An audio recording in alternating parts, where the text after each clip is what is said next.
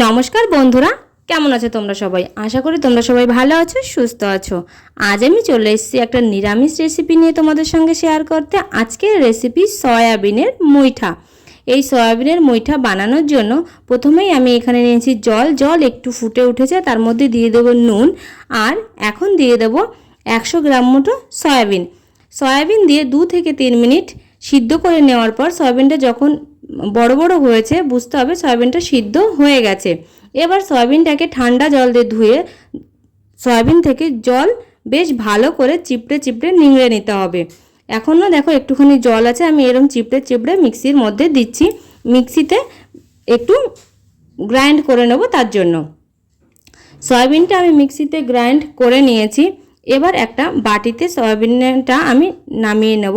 Soybean নামিয়ে এবার সয়াবিনের মধ্যে দিয়ে দেব আদা কাঁচা লঙ্কা বাটা, ধনে গুঁড়ো, জিরে গুঁড়ো, স্বাদ অনুযায়ী নুন, হলুদ গুঁড়ো, আর তার সঙ্গে দিয়ে দেব বেসনের পরিবর্তে ময়দাও ইউজ করা যেতে পারে। বেসন দিয়ে আমি বেশ ভালো করে মাখিয়ে নেব সয়াবিনটাকে।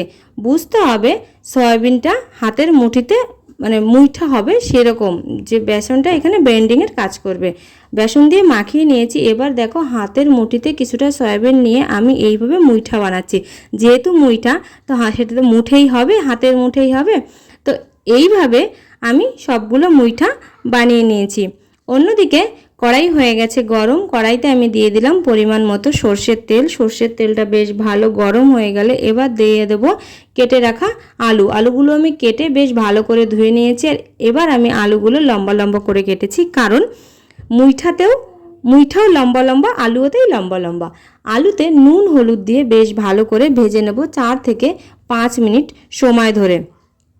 4-5 মিনিট পরে আলুগুলো ভাজা হয়ে গেলে এবার আমি কড়াই থেকে সব আলুগুলো তুলে নিলাম। আর ওই তেলের মধ্যেই এবার দিয়ে দেবো মুইঠাগুলো। খুব নরম হাতে মুইঠাগুলো তেলের ভিতরে ছাড়তে হবে। মুইঠা দিয়ে 1 মিনিট অপেক্ষা করে 1 মিনিট পরে মুইঠা উল্টে দিতে হবে। এইভাবে 2 থেকে 3 মিনিট সময় ধরে মুইঠাগুলোকে লাল লাল করে ভেজে নিতে হবে। এই মুইঠাগুলো আমার ভেজে নেওয়া হয়ে গেছে। এবার কড়াই থেকে আমি মুইঠাগুলো তুলে নেব। বাকি যে মুইঠাগুলো রয়েছে সেই মুইঠাগুলো দিয়ে একইভাবে 2-3 মিনিট সময় ধরে নেড়ে চেড়ে বেশ ভালো করে মুইঠাগুলো লাল লাল করে ভেজে কড়াই থেকে তুলে নিলাম। এবার কড়াইতে যে তেল রয়েছে ওই তেলের মধ্যে আমি আরও তেল এড করে দিলাম।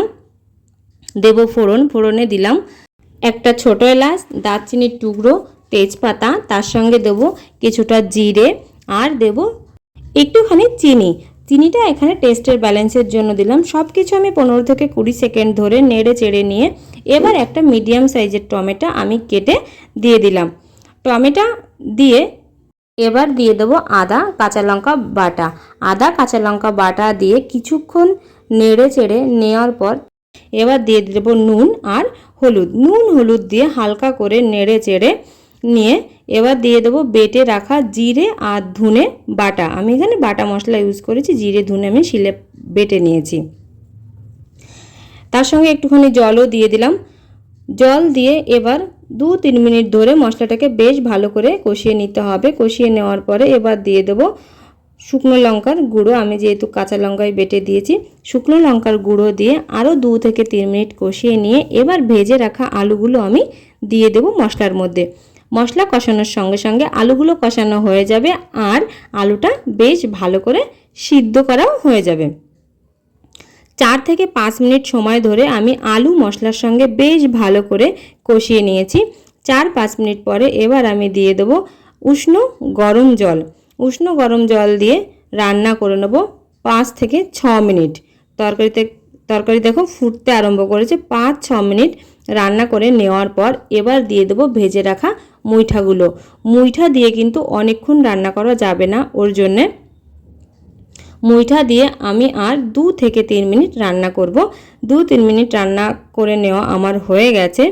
দেখো ঝোলটাও কমে এসেছে, দেখে তোমরা বুঝতেই পারছো। একটু ঝোল রাখতে হবে, না হলে ঝোলটা যখন নামাবে না ঠান্ডা হয়ে গেলে আরও গাঢ় হবে, ওর জন্য একটু ঝোল রেখেছি।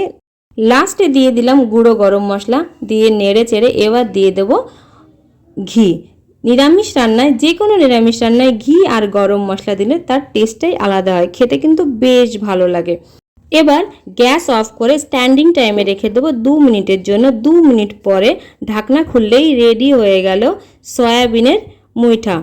খেতে কিন্তু বেশ ভালো লাগে। রেসিপিটি ভালো লাগলে লাইক, শেয়ার, কমেন্ট করবেন। সবাই ভালো থাকবেন, সুস্থ থাকবেন।